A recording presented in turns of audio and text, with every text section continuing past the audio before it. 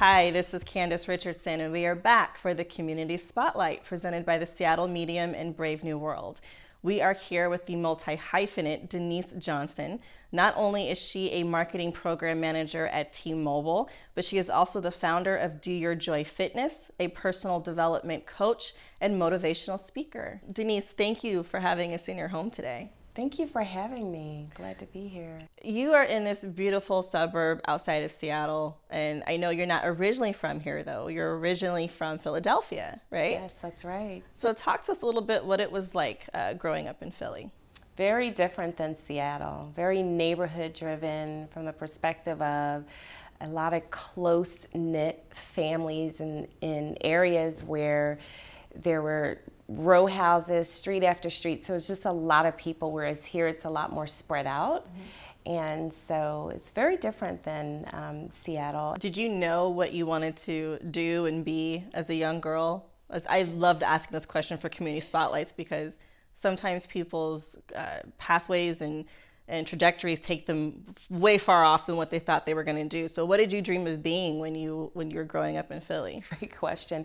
Originally, I dreamt of being a lawyer, and my father talked me out of it and said, you really need to think about going into computer systems. And that was during a time where computers were just not even really heard of. This was back in the 80s, in the early 80s. So completely different than what I'm doing now. So. And did you start to go into computers? Did you go to school for that? I did. I actually went to college for it, and the thing that's very similar is I am around software development, which is what I did go to school for, but I'm just doing something a little bit different than what I was doing then. Mm-hmm. Did you start in marketing in Philly, or did that come with your job at T-Mobile? Yeah, it actually came with my job at T-Mobile. I didn't know anything about marketing at all. I was truly in software development in financial companies, so like GE, and then I went into retail, so I worked for Nordstrom for about 12 years in their corporate office, so I am definitely not new to corporate. And what brought you to Seattle from Philadelphia? My family was in the military. My family came out here and loved it, and so they followed me. Mm-hmm. And so some of my family was out here in the military, and then other folks in my family came out to follow. What was your first corporate job? Because you're doing something right now that I think a lot of women in your position are trying to figure out, this work-life balance thing. And like you said, you've been in corporate for a long time. So what started you in the corporate world, and how did that evolve into what you're doing now with T-Mobile? Yeah, so what started me in the corporate area is I actually, in my junior year in high school, I went in a co-op program. And it was in technology and computer technology, and I was working at Prudential, and that's where I learned a lot of actual hands-on doing different things in systems.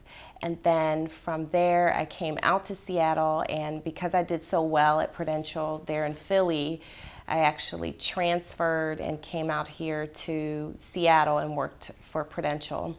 And then from that point on, I just worked for very large organizations doing pretty much the same thing, but I just continued to develop my skills. And then you had this epiphany, right? So with physical fitness, because this is something that I think is really important for the African American community and culture, is you see it more and more where we as a people are going more down that road.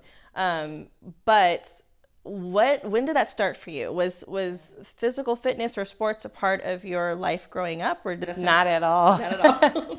I was so not into any sports at all. I strayed away from it. Even as an adult, not into any sports, not into fitness at all. And I finally got into it about 10 years ago. Someone introduced me to it, and I just really found that it was an outlet for me, and it was something that was very challenging, but that I could see results, and so that's what intrigued me about it.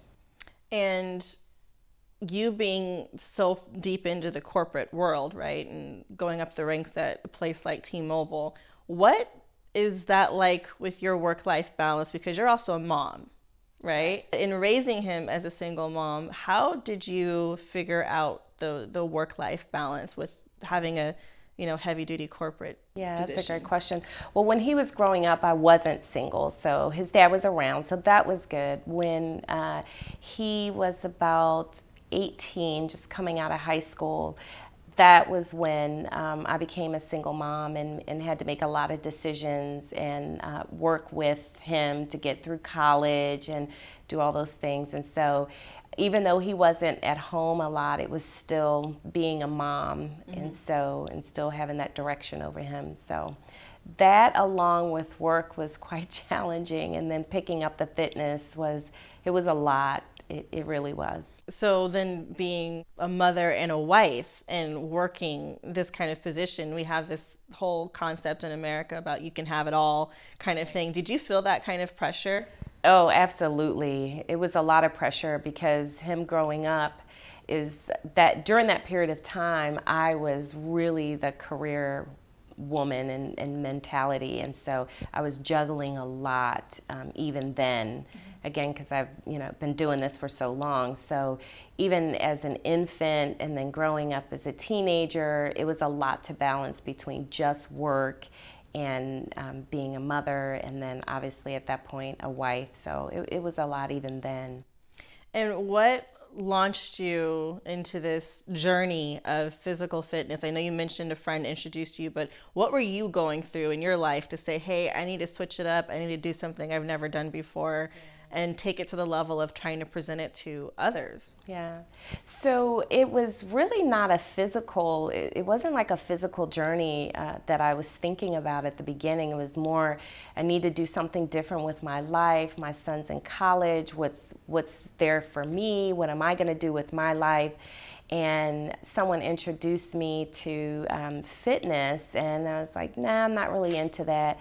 But what really got me interested was the personal development side of it, being able to have self-belief and discipline and routines and self-motivation. That part is what really intrigued me, because I thought if I could get that down, I could just write my ticket for anything else that I wanted. And then fitness just kind of came along. And how did that change your life and your world? It changed it drastically because things started changing around my relationships with my family, at work. I started doing different things at work and really being seen as someone who is more of a leader and not just someone that's showing up to work every day, really pushing the envelope and being very driven and disciplined, and that really catapulted a lot of different things in my life. Mm-hmm. And you had a major physical transformation too, right? And I'd lost somewhere around 75 pounds, right, something like that. And I kept it off for, about 10 years. So I just continued to work through that. But once I got those key areas, the foundation of that is really what helped me keep it off and really keep my head on straight. And what is that foundation for other people who are like, okay, like what worked for you that didn't work for, me or others? What did you find? What did you learn about yourself in that process? And what would you say that foundation was? Yeah, I think the biggest thing that was just an eye-opener for me was my circle, the people that I was around, because you're going to fall off, you're going to, go on tangents, but having that strong support system was huge, which I call my tribe, for those that know that about me. And that was really critical, and because the tribe just continues to lift you, and even people in the tribe, there's times where, I'm lifting them, but just having that support system was just number one, I think, in my mind. So you mentioned the support you have in the tribe that you have, and that extends to where you work, right? Because you're able to implement something at T-Mobile that I don't know if you'd be able to do in other places. So can you talk to us about how you're bringing this new lifestyle of yours and what you're hoping to do for others into the corporate environment? Actually, my real biggest thing for bringing it into the fitness into T-Mobile was fun.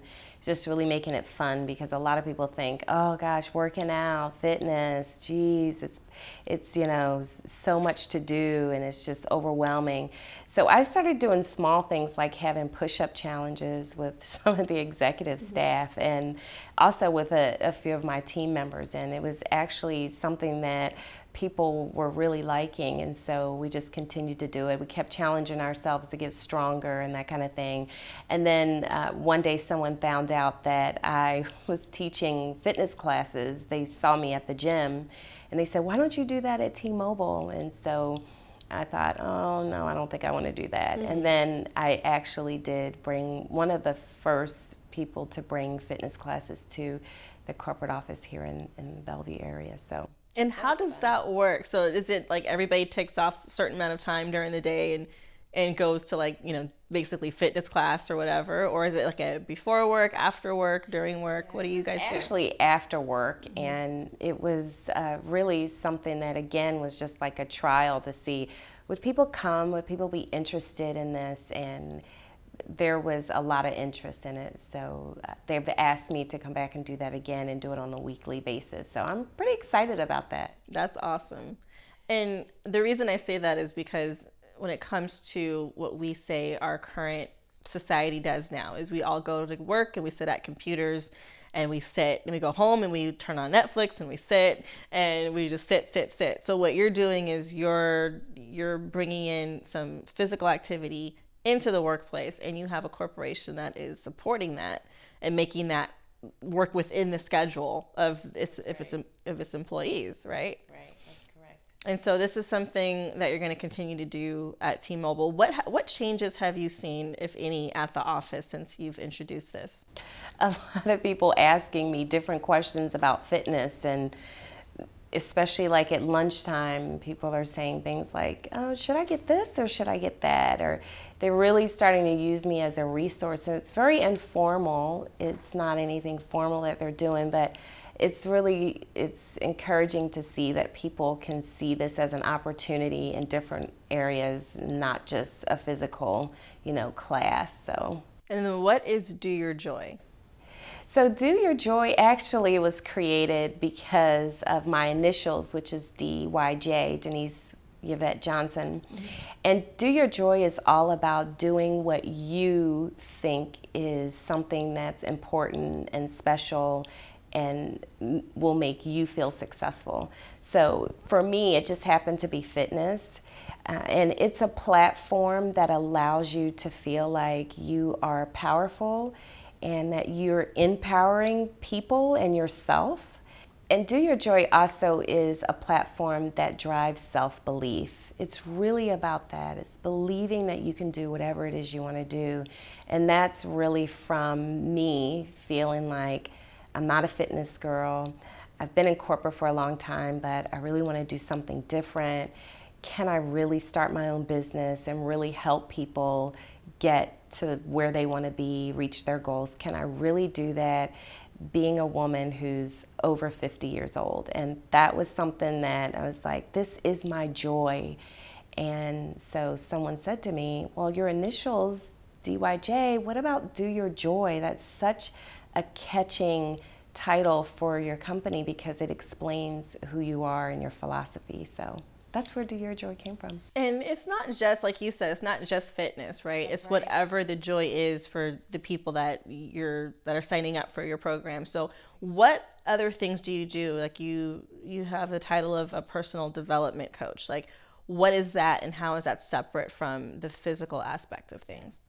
So the personal development coaching that I do is really, again, helping people with build routines, become more disciplined, really feeling like they have the strength and the power mentally to get and to do whatever they want to do. And so that coaching that I do it started out being one-on-one, and then it grew to groups online, and then also I started reaching out and doing it in the community. So doing motivational speaking was the other platform that I've extended to people so that I could reach more and more people. So that's really what Do Your Joy is all about.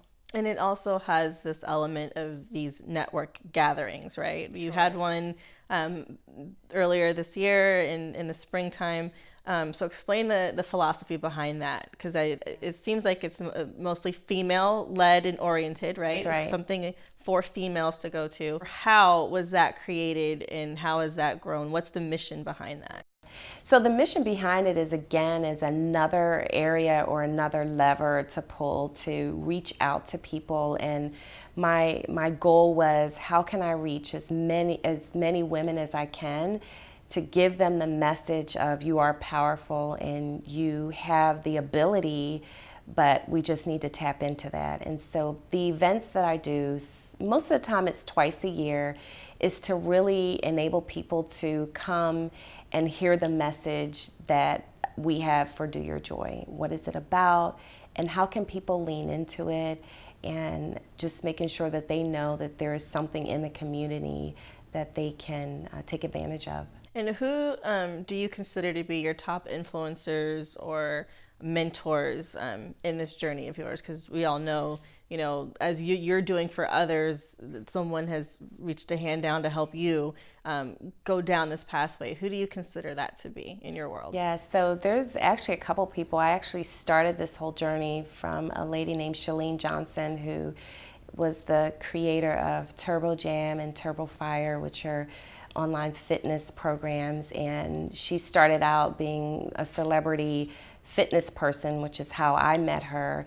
And then she developed into personal development and business philosophy. And so she coached me and mentored me personally from afar.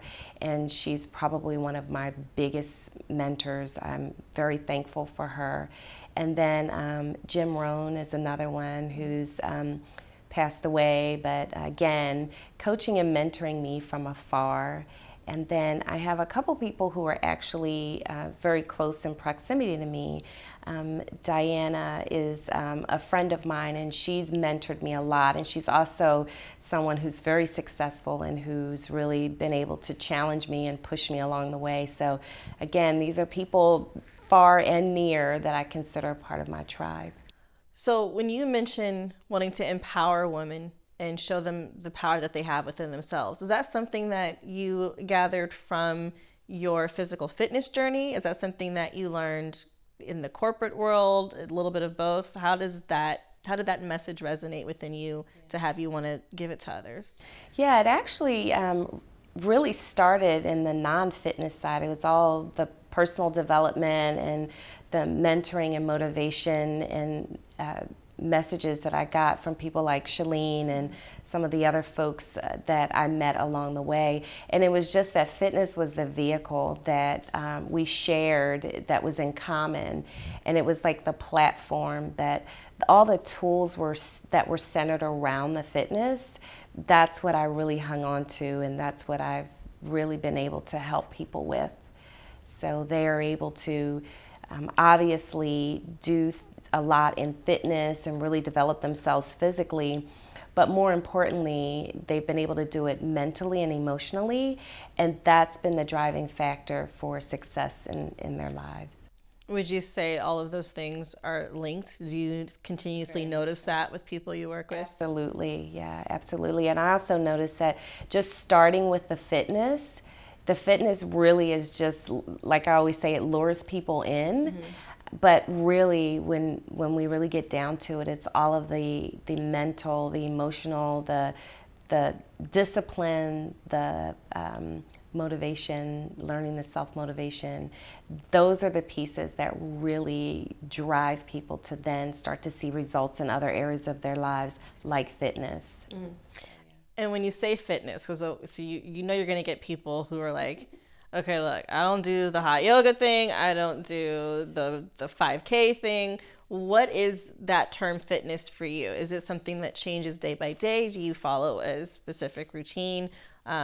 What do you teach? Is it anything specific, or is it a wide-ranging programs? Yeah, so there's a couple of things actually that I do. I teach a body pump format class, and that's an exercise-induced training class. And then I also am certified in a kickboxing format, which is a little dancey or athletic. And so I teach those two formats, and I teach at a gym, a local gym.